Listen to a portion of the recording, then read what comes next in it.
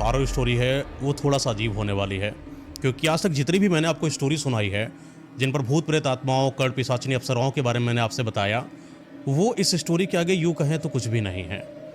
क्योंकि आज की स्टोरी किसी भी इंसान को अंदर से झकझोर कर रख देने वाली है।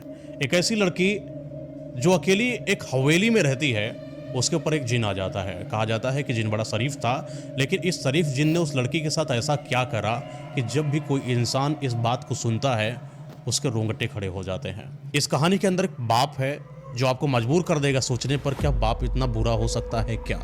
ये कहानी स्टार्ट होती है एक गाँव से जिसका नाम पुरवा होता है। उस पुरवा गांव में बिरजू नाम का एक आदमी रह रहा होता है।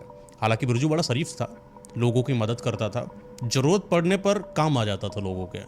ये वही वजह थी कि लोग कभी कोई समस्या से अगर कोई गुजरता था तो पहले बिरजू का दरवाज़ा खटखटाता था कि मुझे ज़रूरत है भैया देख लो। तो बिरजू भी लोगों की मदद कर देता था। ये हरिश्चंद्रवादी वाला स्वभाव, ये मददगार बने वाला स्वभाव इंसान के ऊपर कब भारी पड़ जाए ये किसी को पता नहीं चलता।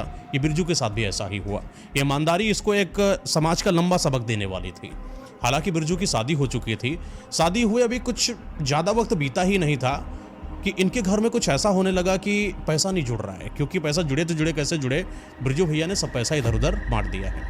बच्ची कुछ प्रॉपर्टी है, सोच रहे हैं बिरजू की कुछ बेच दिया जाए तो फलाने वलाने से इधर उधर से कुछ रुपया मिल जाए तो शायद कुछ जीवन पालन पोषण करा जा सके।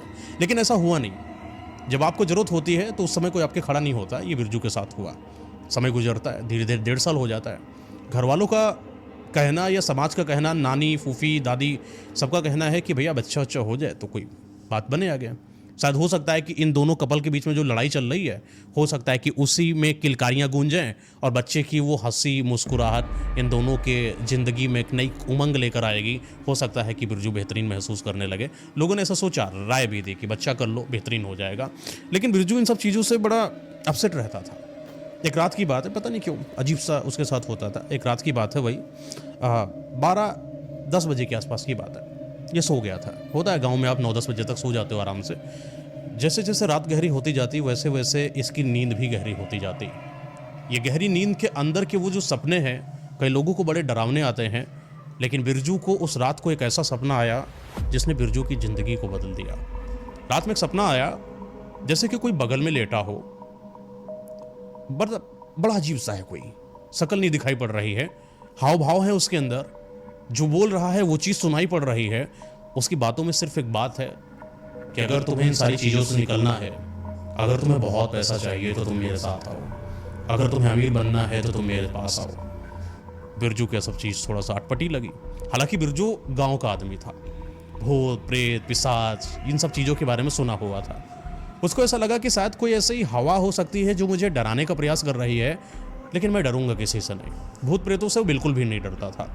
अकेले शमशान घाट के आसपास चला जाता था, रात में आने से भी नहीं डरता था। घने जंगलों में उसका खेत था, दिन प्रतिदिन उसका आना जाना था। तो ये डरना, ये डराना उसके बस की बात नहीं थी। शायद उसको अजीब सा थोड़ा सा लगा कि ये बोल कौन रहा है, बस एक बात पता कर लें कि आसपास आवाज़ किसकी आई। तो उसकी आँख खोली तो देखा कि आसपास कोई नहीं। उसने दरवाज़ा खोला अपने जहाँ पर वो रहता था, आसपास देखा तो कोई है नहीं। आवाज़ दिया, कोई है, कोई आवाज़ नहीं। फिर वो आया, अपने खटिया पर लेटा, आंखें बंद करी, नींद थोड़ी गहरी हुई। फिर एक वही सपना आता है कि तुम्हें पैसा चाहिए तो मेरे पास आओ, अमीर होना है तो मेरे पास आओ।